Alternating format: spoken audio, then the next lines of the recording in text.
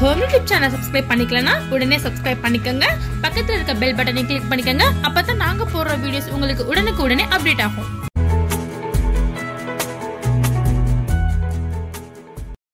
Friends வணக்கம். நம்ம இன்னைக்கு மாங்காய் பச்சடி எப்படி செய்யறதுன்னு சொல்லிட்டு பார்க்கலாம். அதுக்கு என்னென்ன பொருட்கள் வேணும்னா முதல்ல நல்லா செங்காயா ஒரு ஒட்டு மாங்காய் எடுத்து இது மாதிரி குட்டி குட்டி பீசஸா எடுத்து கட் பண்ணி வச்சுக்கோங்க. அப்புறம் சுகர் தேவை, நான் அளவு போடும் போது சொல்றேன். அப்புறம் கெட்டியான தேங்காய் பால் வந்து ஒரு கப் எடுத்து வச்சுக்கோங்க. தண்ணி தேவை. தாளிக்கிறதுக்கு கடுகு உளுந்த பருப்பு, வரமிளகாய், அப்புறம் கருவேப்பிலை, சால்ட் தேவை, நெய் தேவை. அளவெல்லாம் நான் போடும் போது சொல்றேன். இப்ப நம்ம எப்படி செய்யணும்னு சொல்லிட்டு பார்க்கலாம். குக்கர் அடுப்புல வச்சு அடுப்பு ஆன் பண்ணிக்கோங்க. குக்கர் ஹீட் ஆனதோட நமக்கு வெசல் ஹீட் ஆயிருச்சு. இப்ப நம்ம நெய் சேர்த்துடலாம். 2 டீஸ்பூன் நெய் சேர்த்துடுங்க. நெய் வந்து உருகட்டும். இப்ப நெய் வந்து உருகிருச்சு, நல்லா ஹீட் ஆயிருச்சு. இதோட நம்ம கடுகு உளுந்த பருப்பு, வரமிளகாய், கடுகு உளுந்த பருப்பு சேர்த்துடலாம். அடுத்து வரமிளகாய், கருவேப்பிலை போட்டாச்சு. அடுத்து நம்ம நறுக்கி வச்சிருக்க மாங்காய் துண்டு, அதாவது மாங்காய் துண்டு சேர்த்துடலாம். இது மாதிரி குட்டி குட்டி பீஸா நறுக்குங்க, அப்பதான் நல்லா மசியும். மேலுள்ள தோலெல்லாம் நல்லா நீக்கிட்டு அழகா குட்டி குட்டி பீஸா நறுக்கி இப்ப இதோட நம்ம சேர்த்து இதையும் நல்லா வதக்கிடலாம். எண்ணெயில மிக்ஸ் பண்ணி இப்ப நல்லா வதக்கிக்கணும். இப்ப நம்ம சால்ட் சேர்த்துடலாம். உப்பு வந்து ஒரு டீஸ்பூன் சேர்த்துக்கோங்க தேவைக்கேற்ப. அதையும் நல்லா அதோட நல்லா வதக்கிடுங்க. கொஞ்சம் நெய்ல வந்து நல்லா வதங்கட்டும், அப்பதான் ருசியா இருக்கும்.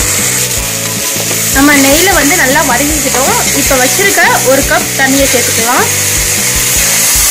அதோட வாட்டர் சேர்த்துருங்க.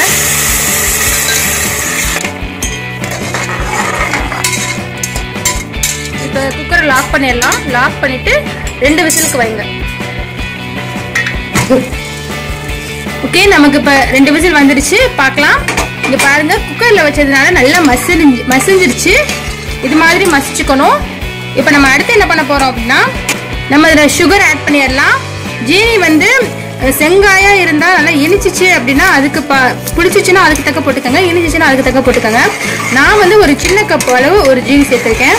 இப்போ சேர்த்து எல்லாத்தையும் மிக்ஸ் பண்ணிடுங்க. அடுப்பை ஆன் பண்ணி ஜீனி நல்லா கரைய விட்டுருங்க. நல்லா ஜீனி வந்து மெல்ட் ஆகட்டும். ஓகே, இப்போ வந்து ஜீனி நல்லா வத்திருச்சு. நம்ம தேங்காய் பாலை சேர்த்துடலாம். நம்ம வச்சிருக்க கெட்டியான 1 கப் பாலை இதோட சேர்த்துடலாம்.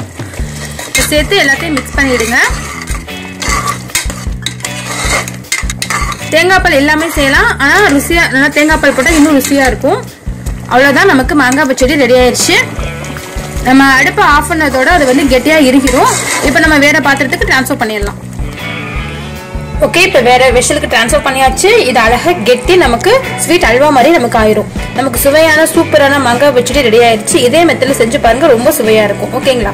இந்த வீடியோ பிடிச்சிருந்துச்சுன்னா எங்க ஹோம் யூடியூப் சேனலை சப்ஸ்கிரைப் பண்ணுங்க. தேங்க்யூ.